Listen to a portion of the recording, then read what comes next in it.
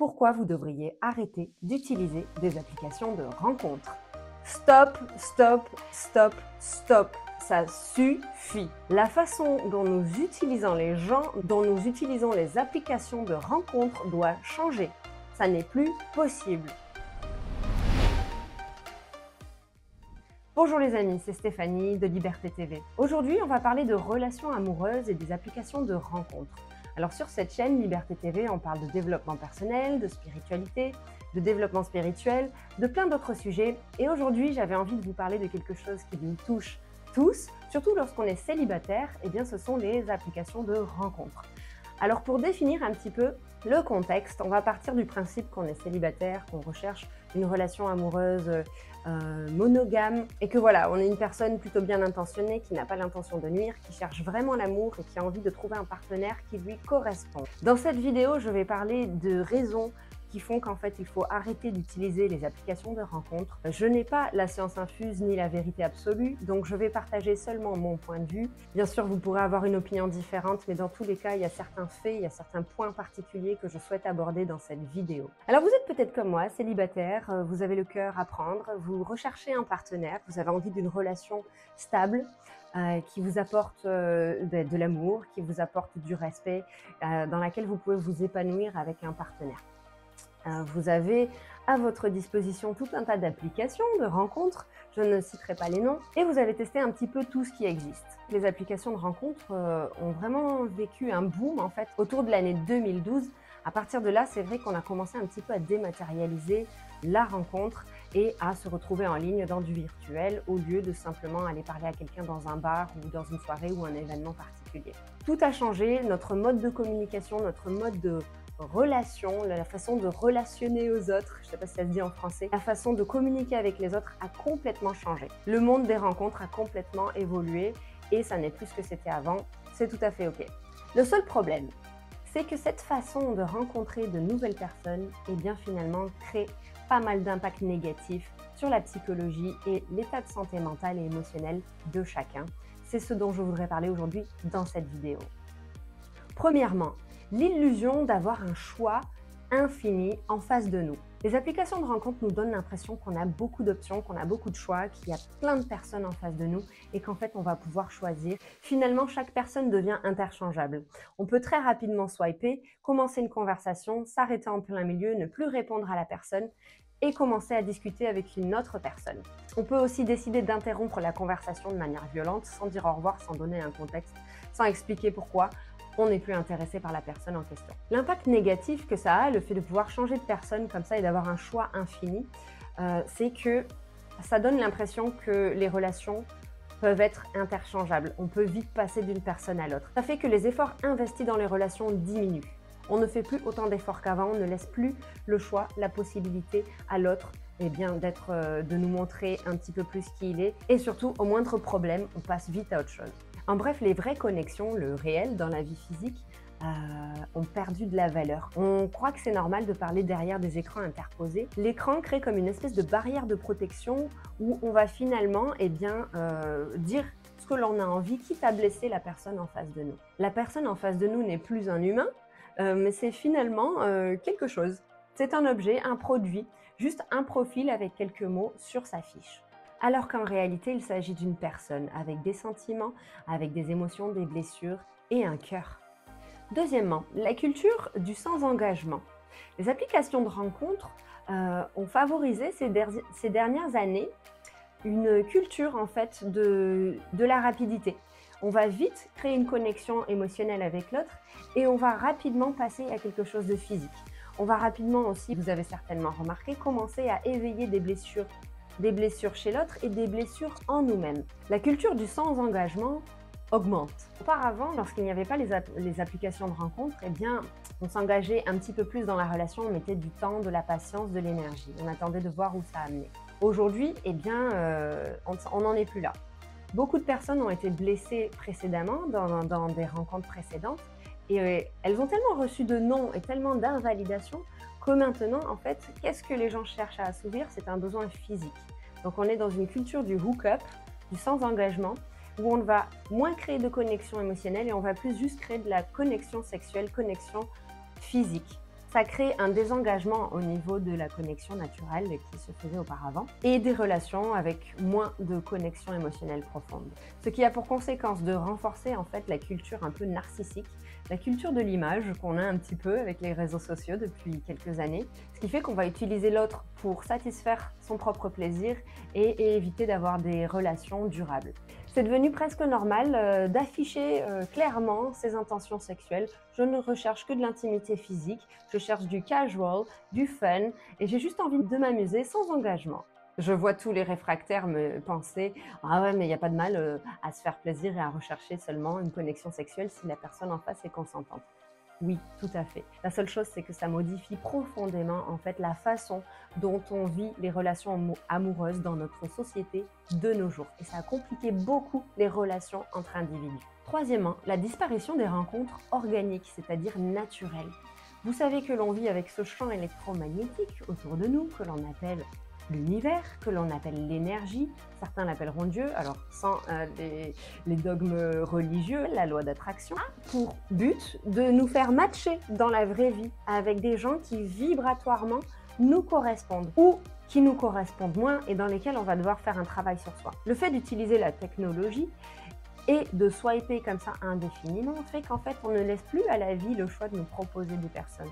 On va laisser un logiciel nous proposer des profils et on va choisir avec des critères mais absolument pas définis. Donc on n'est plus du tout sur les mêmes bases de rencontres où on allait plutôt laisser un feeling se développer ou avoir une vibration, un ressenti parce qu'on est dans le champ énergétique de la personne. On a intuition, tiens, on sent que là, il y a un truc ça passe pas, tiens, là, il y a autre chose, ça passe pas, tiens, là, oui, il y a quelque chose qui passe. Quand vous êtes en présence physique d'une personne, et bien là, on est derrière un écran et la seule chose qui nous permet d'évaluer la personne en face de nous, ce sont nos projections, notre imagination, ce qu'on croit ressentir de ce profil. Il n'y a pas d'échange d'énergie ni d'informations dans le champ énergétique de chacun, ce qui crée des relations faussées dès le départ. Quatrième point, la superficialité est de plus en plus au cœur des rencontres. Les applications de rencontres réduisent les gens maintenant à une espèce de profil avec des photos et une description, s'il y en a une.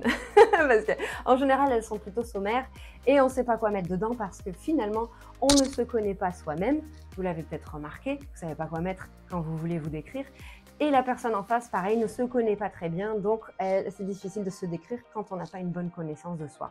Donc on va baser nos jugements sur un look, sur quelques mots, ce qui va nous mener très souvent à des déceptions. Parce qu'entre ce que l'on avait imaginé et ce que l'on va progressivement découvrir, eh bien, il y a un grand fossé. Cela va avoir pour conséquence sur le long terme eh bien, d'être très souvent déçu, d'avoir souvent un sentiment de rejet, de déception, de perdre son temps, que finalement on ne va pas réussir à trouver une personne qui nous correspond. D'éroder notre patience, d'abîmer notre confiance en soi et notre estime de soi. Et l'amour pour soi aussi au final, parce que plus on perd confiance sur notre capacité à trouver un partenaire, et plus en fait notre enfant intérieur, il se fait tout petit et on a de moins en moins envie d'aller vers l'extérieur. Ce qui nous amène au cinquième point, l'impact sur l'estime de soi. Ces applications de rencontres et la façon dont on interagit avec une autre personne augmente le nombre de rejets auxquels on doit faire face. Que ce soit à travers du ghosting, c'est-à-dire lorsque la personne arrête tout contact avec vous sans vous dire au revoir, sans vous dire qu'elle n'a plus envie de vous parler et sans vous donner une petite explication. Que ce soit aussi à travers des messages de rejet où on se moque de vous, directement ou indirectement, où on comprend mal ce que vous avez dit, où on va se sentir attaqué et donc vous rejeter en échange. Vous l'avez très certainement vécu, ce sentiment de rejet qui continue de grandir et qui accentue notre blessure de rejet. Tout ça, au final, ça vient créer un climat où on perd progressivement confiance en soi sans s'en rendre compte. Comme je viens de le dire, le doute s'installe et on ne sait plus trop en fait ce qu'on cherche, ce qu'on a envie de vivre et si même ce qu'on fait, cette recherche, va aboutir ou non. Ce rejet constant va créer un sentiment de solitude, de désespoir, progressivement de déprime et peut même mener à la dépression. Ce qui va encore renforcer la croyance limitante que l'on a que quelque chose ne va pas chez nous. Que donc on a un problème et qu'on n'est pas fait pour être sur le marché du dating. Point numéro 6. Un autre impact négatif de ces applications de rencontres, c'est qu'elles accentuent la culture du mensonge et de la tromperie. Combien y a-t-il de personnes sur ces applications de rencontres qui ne se connaissent pas vraiment, qui vont vous affirmer des choses et qui, lorsque vous allez les rencontrer ou mieux les connaître, vous allez vous rendre compte que les choses qu'elles ont dites ne sont pas la vérité. Il va y avoir du mensonge intentionnel et du mensonge non intentionnel, indirect, on va dire, c'est-à-dire du déni, où les gens sont bloqués dans des espèces de perceptions d'eux-mêmes ou du déni de la réalité. Donc vous allez très souvent avoir l'impression de ne pas avoir la personne que vous pensiez en face de vous. Et elle va continuer à se mentir à elle-même et donc à vous mentir à vous. Et si vous êtes un petit peu plus perspicace, vous allez bien voir qu'elle se ment beaucoup à elle-même. Donc ces situations peuvent entraîner beaucoup de déceptions, de situations douloureuses et de perte d'énergie, de temps et finalement de confiance en soi. Parce que quand je vous parle de perdre confiance en soi, c'est pas au bout d'une ou deux rencontres, mais c'est au bout de 50, 60, 70 rencontres. Je sais qu'il y a beaucoup d'entre vous qui en sont déjà à plus de 100 rencontres, 200, 300 rencontres, avec de temps en temps des relations qui durent quelques semaines, quelques mois, voire quelques années, mais toujours ce retour à ces applications de rencontres qui ne fait qu'en fait abîmer votre patience et votre confiance en l'amour. 7e point, eh bien, ces applications de rencontres, elles créent encore un point négatif, c'est la dépendance à l'instantané, on va dire, et aux choses rapides, à ce qui est consommable de suite. C'est très facile de prendre un rendez-vous avec une personne, d'aller boire un café le jour J, le lendemain d'aller boire un café avec une autre personne, et on se retrouve comme ça avec plein de gens qu'on peut voir très rapidement, instantanément, et dès qu'il y a une petite chose qui ne nous plaît pas, tac, on ne la voit plus et on passe au potentiel suivant. Cette culture de l'instantané, en fait, ça nous déconnecte un petit peu de qui on est, de l'instant présent, de ce dont on a besoin. On va être plutôt à l'extérieur en train d'envoyer des messages, de programmer des rendez-vous, de se demander comment je peux améliorer ma photo de profil. Et on peut vite passer énormément de temps à se focaliser sur l'extérieur au lieu de se focaliser sur soi, sur ce qu'on a besoin, sur ce qu'on doit faire de sa journée. 8e point, cela crée de plus en plus de blessures émotionnelles non guéries. On arrive face à cette nouvelle personne et là on se fait rejeter, critiquer, ghoster. Notre blessure du rejet, comme nous l'avons vu, est sans cesse réactivée. Il y a aussi les blessures d'abandon, de trahison, d'humiliation, d'injustice qui sont sans arrêt réactivées. Au lieu de mettre du temps et de l'énergie dans la recherche d'un partenaire qui nous correspond, eh bien on est tout le temps en train d'essayer de guérir émotionnellement, mentalement, d'une petite déception ou d'une grosse déception qui n'a mené à rien, à part de la douleur, de la déception, de la frustration et une petite déprime passagère. Chaque blessure réactivée nous amène après à devoir faire une forme de deuil en fait de la personne. Si on ne la voit plus et qu'on décide de ne pas investir dans cette relation, eh bien on va passer par une phase de deuil, de colère, de tristesse, d'incompréhension pour finalement revenir à de la paix intérieure si on arrive à comprendre la leçon et à surtout tourner cette expérience en développement personnel et en apprentissage. Pourquoi je fais cette vidéo?